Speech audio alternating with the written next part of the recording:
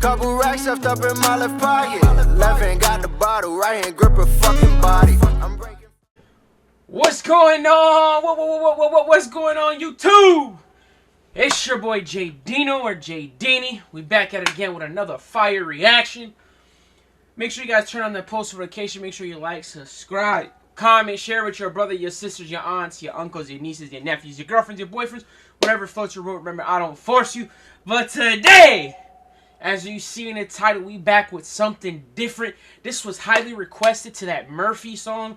This is the backstory. This is a documentary on what is going on over there. Well, I think this is RAPPARE versus MC-GÄNG. If you guys want more series like this, or more of different gangs or murders or investigations that happen in Sweden, let me know in the comments if you guys want to see more. This is gonna be my first time. This is gonna be a two-part. It's gonna be a two-part video. This is gonna be part one. But let's get into this. Let's get into this reaction. And let's hear the inside of what goes on behind Sweden and why Sweden is really like that.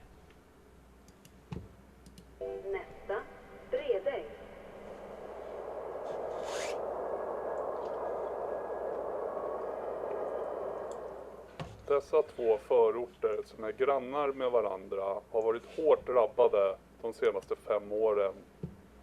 Förorter som är grannar med varandra har varit hårt drabbade de senaste 5 åren. Innan dess kopplas en av Sveriges längsta och dödligaste gängkrig till förorterna. Ett 40-tal skjutningar och över 20 mord och mordförsök kopplas till en lång linje. Jesus, that is a lot. These two gangs are linked to that. Almost 40 shootings and over 20 murders and attempted murders are linked to a long line of wars and conflict with the networks. That is crazy. That just shows you, like, man, how the gang life is over there, man. How it is between two boroughs or two hoods or two, that's how I see it. Two boroughs, two hoods, two gangs going back and forth at it. And this is the results. This is the retaliation. Think about it, 40 shootings and over 20 murders, and half of them were attempted murders. And that's just linked to a long line of wars. So this has been going on for, I don't even know how long. This has probably been going on for years, since there was jits. Let's get back to it. Krig och interna konflikter inom nätverken. Problematiken med våld och narkotika i Bredäng är allmänt känd. Bland annat med en tidigare konflikt mellan kriminella aktörer i Bredäng och Östberga som har varit en av de våldsammaste i Stockholm med flera mord och mordförsök där bland annat 3 av 4 bröder har blivit mördade. Flera personer med anknytning till Bredäng har misstänkts och dömts för brott inom den konflikten. Historiskt har Bredängsnätverket haft en stark koppling till Bandidos MC då flera tongivande aktörer. That is crazy. It says they've been Branding Network has a strong connection with the Bandino MCs, as several tons sitting actors within the breeding networks have become full members of the MC-GÄNG. That is crazy. That is crazy how the history and the network, how strong they are. The man is saying that's how it became several sitting actors. Just think of that, man. This has been in the makes. Not in the makes, but this has been just building and building through the history of history. And it's just getting bigger and bigger. Inom Bredängsnätverket har blivit fullvärdiga medlemmar i MC-gänget. Även kopplingar mellan Bredängsnätverket och andra kriminella grupperingar såsom Mej-nätverket har polisen sett tydliga kopplingar mot historiskt. Grannförorten Sätra har historiskt klassats som ett eget nätverk med något äldre kriminella kallade Sätra äldre. 11 april 2019 hittades en 18-åring och en 20-åring, Hermon och Hakim, avklädda och... So basically on April 11, 2019, an 8-year-old Hermon and a 20-year-old Haimik, the reference and the experienced Double H and intimidated area reference to the event appears in the picture in the music video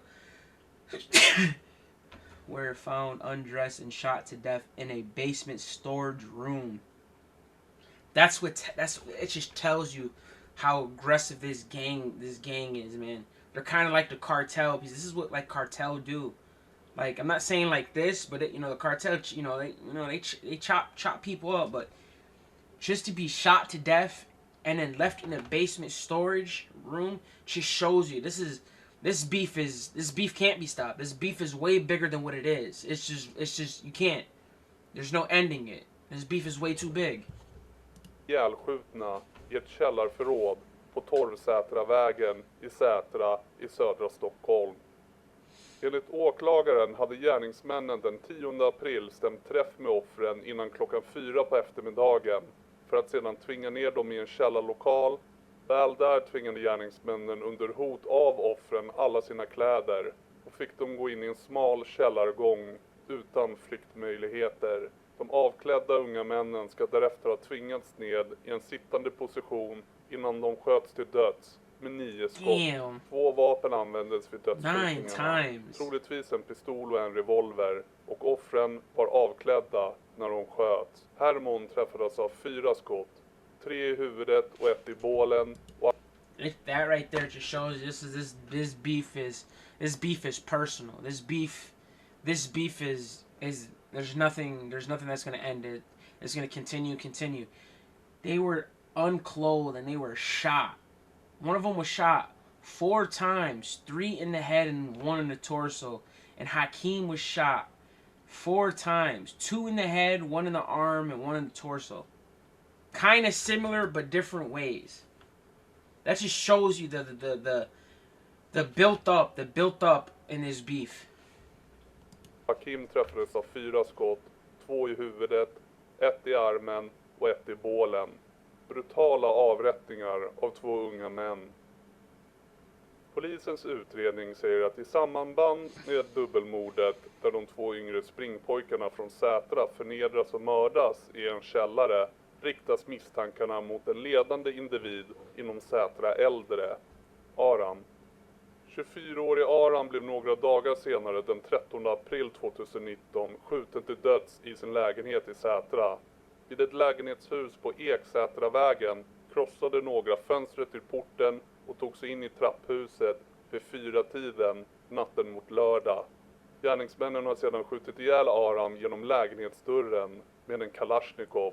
3 mörkklädda och maskerade män såg springa tillsammans från lägenheten i samband med att tumultet i lägenhetshuset upphörde. Efter morden 2019 sker flera grova våldsdåd och sedan mördas ännu en person med koppling till Sätra äldre. Den 20 juni 2021 så skjuts en, enligt uppgifter, 27-årig man med släktskap till en av de utpekade i Sätra äldre på en uteservering. That is crazy. A 27-year-old was related to one of the elderly people and was shot outdoor of a restaurant in the center of, I can't pronounce that, but just that shows you they don't give a fuck. They'll do it. They don't care where it is. These 2 gangs will just let it all out. Let it all out. As you see, he was shot outdoor in the restaurant. That just shows you they don't give a fuck. They willing to take you out. They willing to take out each other, no matter what. Sätra centrum. 27-åringen avlider och dödsoffret hade nyligen avtjänat ett fängelsestraff när han sitter på uteserveringen strax innan klockan 7-tiden på söndagskvällen, när 2 svartklädda och maskerade unga män plötsligt springer fram till ett av borden på uteserveringen och börjar skjuta 27-åringen i ryggen med varsin pistol. Offret träffades av flera skott och avlider på platsen. Ytterligare en man i 40-årsåldern blir träffad av skotten vid uteserveringen som anses ha varit en förlupen kula, då mannen är helt ostraffad och befann sig på fel plats vid fel tillfälle. And that's got to just imagine the fear. Just imagine how it was. Just think of that. Just you sitting there eating and you have nothing to do with this. And the man is executed. I'm talking about this is pure execution. Because when they come up behind you and they let loose and they come in masked up with the gloves, the ski mask or the COVID mask, as you see someone that wasn't even a part of the beef was at the wrong place at the wrong time and got hit by a stray bullet. That's what I'm saying. That's why I always say bullets don't got no names. They really don't, man.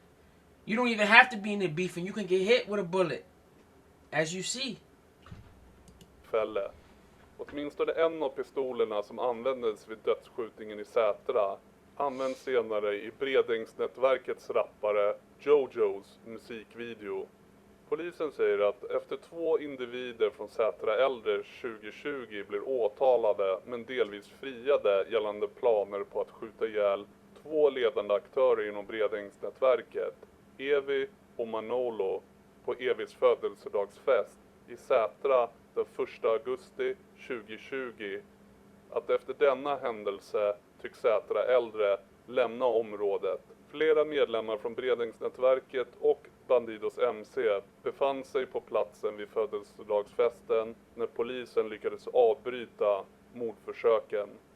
Enligt polisen skulle ett av motiven till mordförsöken vara att Evi var misstänkt för tortyrmordet i Spanien 2018 där 2 män torterades, knivhöggs och sköts. Ett av offren avled.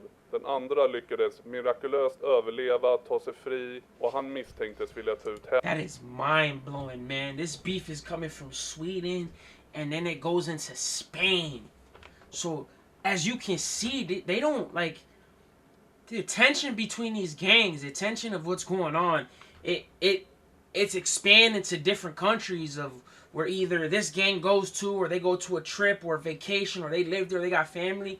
As you see, man, this beef is way too big. When you're doing it outside of another country, it just shows you that they mean business. They mean business, unfortunately, and this is crazy. Like, it's just crazy listening to this. för denna händelse mot Bredängsnätverket och Bandidos MC. Evi satt under en lång tid häktad misstänkt för inblandning i det brutala tortyrdådet i Spanien men släpptes. Efter morden i Sätra 2019 är polisens uppfattning att Bredängsnätverket har styrt narkotikahandeln i Sätra med hjälp av Sätra yngre som springpojkar. Flertalet individer som bedöms ingå i konstellationen Sätra yngre kontrolleras i Bredäng och tvärtom, vilket inte har varit fallet tidigare då Sätra äldre styrde i Sätra. Individer som bedöms ingå i konstellationen Sätra yngre just då, enligt polisen, är bland annat Mustafa, Dagem och Elias. Under den här tidpunkten är kopplingen mellan Sätra och Bredäng nu tydlig, men konstellationerna bedöms inte ingå i samma nätverk. Bland annat finns det uppgifter om en pengaskuld som Sätra yngre har till Bredäng, att individer inom Sätra yngre beskrivs som grannarna, ungarna, samt att Bredäng är motvilliga till att hjälpa till i konflikter som... They even got the youngings. They even got young kids. If I'm reading this right, because that is just crazy. How controlling the drug system, they got running boys, they got run men.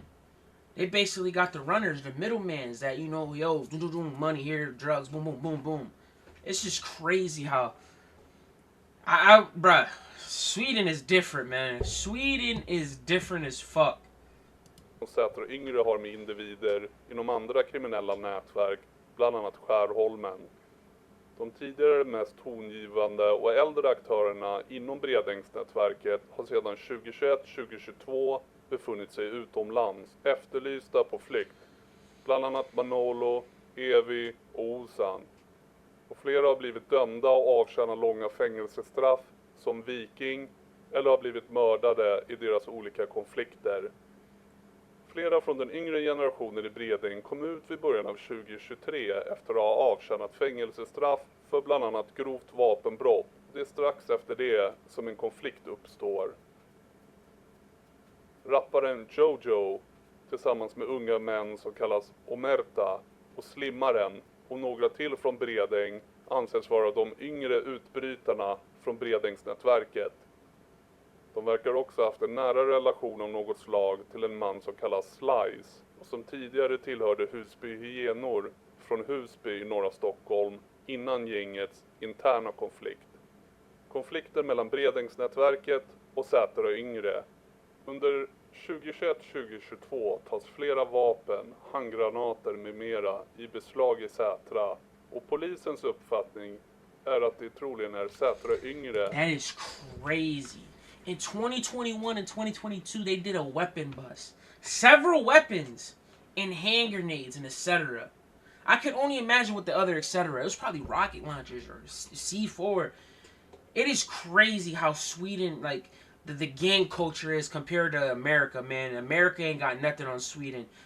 When you got the guys out there, the gangsters or the blocks, when they go to the beef with grenades, C4 explosions. Like, that's nothing over here, man. I'm dead ass. Like, Sweden has it, and it just shows you how different countries can have different access to different weapons or military stuff or stuff like that. That just shows you, like, this beef is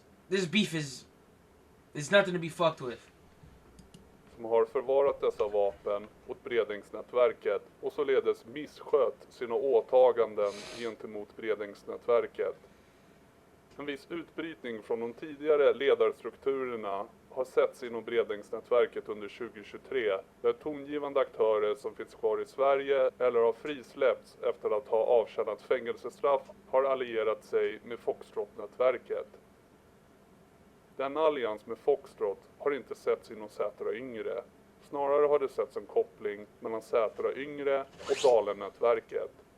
Bland annat har 2 individer från Sätra Yngre, Dagem och Mustafa, blivit dömda i tingsrätten för medhjälp till allmänfarlig ödeläggelse som skedde i januari 2023, där övriga misstänkta i ärendet har en tydlig koppling med Dalen-nätverket och deras allierade 23ST, 23 Street från Farsta.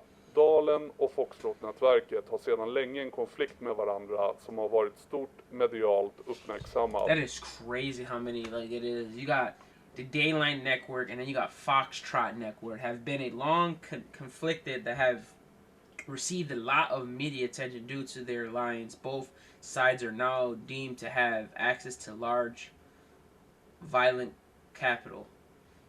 So these two came together. These two just became what it is now. They like I said, man, like, that's how it is nowadays, man. Like, let's all eat together. Like, as you see, they went together. Now they on both sides. They alliances. So that means they multiply. They triple. They bigger now. Med anledning av dessa allianser bedöms nu båda sidor, Bredäng och Sätra, ha tillgång till ett stort våldskapital. I april 2023 beskjuts en lägenhet där en ledande aktör inom Sätra Yngre bor. Tongivande aktörer från de yngre i Bredängsnätverket kan kopplas till skjutningen, och polisen bedömer detta som en eskalering av de redan existerande osämjorna mellan Bredäng och Sätra som nu utvecklas till en fullskalig konflikt. Flera tongivande aktörer på gatunivå har sedan hållit sig borta från centrumanläggningarna i Bredäng samt i Sätra och i vissa fall lämnat landet på grund av hotbilden i konflikten mellan Bredäng och Sätra. Efter detta mördas en springpojke, narkotikaförsäljare åt Bredängsnätverket i augusti 2023, varefter en annan ung man som enligt polisen är eller åtminstone... That's crazy. As you see right here, after the running boy / drug dealers. Now, as you see right here, I'm telling you, man, they got runners, man. They got runners. And a few days later, he was murdered. But it's just like, it's crazy what the drug and weapon gang can do, man. Like, there's money in that, but is it, like, you know what I'm saying? It comes with a lot, man. This gang shit, this drug run shit, it comes with a lot. It comes with a lot of pressure. It comes with I want to be the king. I want to be up top. I don't want to be a little fish. I want to be the big fish. And that's what it's gonna come to. It's gonna come to, you know, other gangs, other alliances, like, hating on you. That's what it is, man. Instead of all of us eating together, everyone wants to. They only want to be one big dog out here. Var springpojke, narkotikaförsäljare inom konstellationen Sätra Yngre blir mördad bara några dagar senare.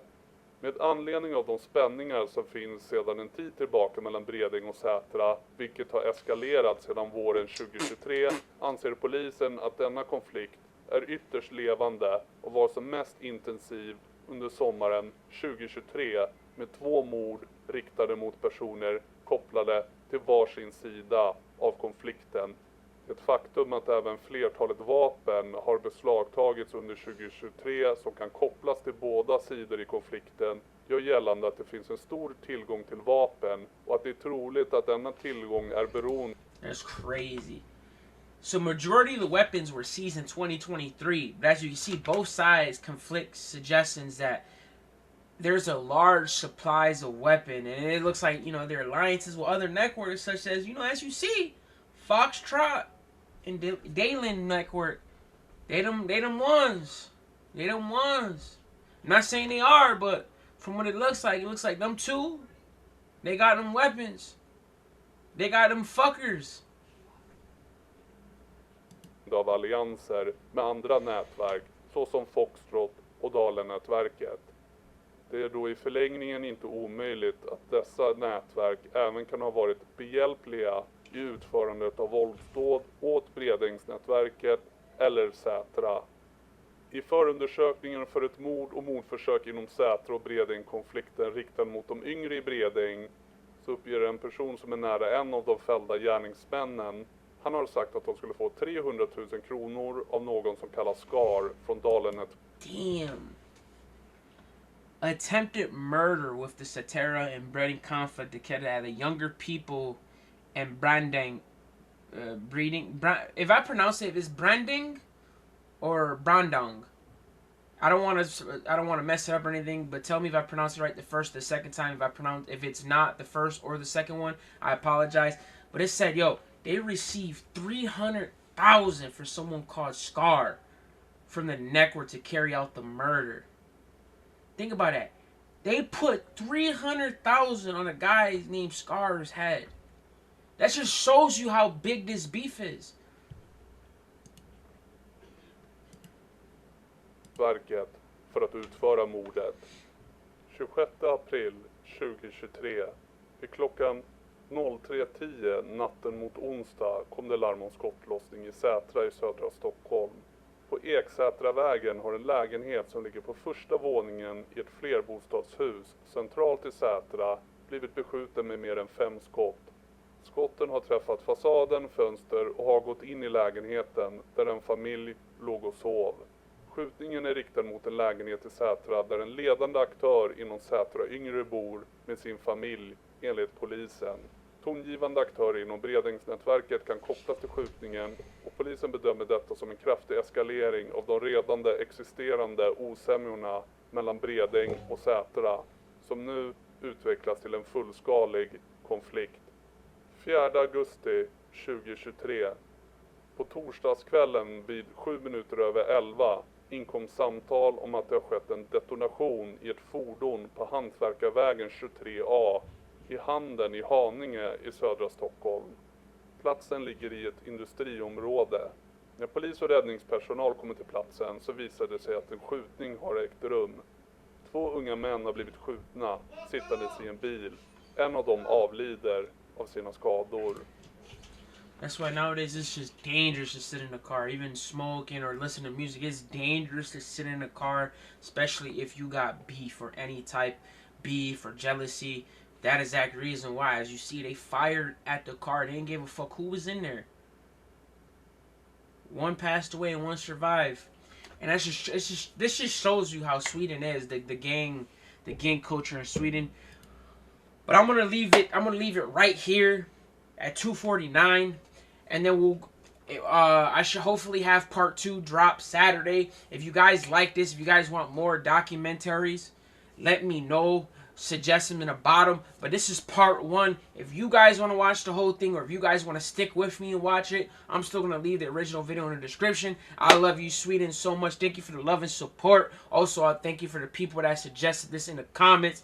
I'm fucking tuned in. Like, this is interesting. This is just mind-blowing how it is. But I love you guys so much. You know the vibes. Your boy J Dino, and I'm out of here. Couple racks left up in my left pocket. Left hand got the bottle, right hand grip her fucking body. I'm breaking from the first to third, they like cocaine and oxy.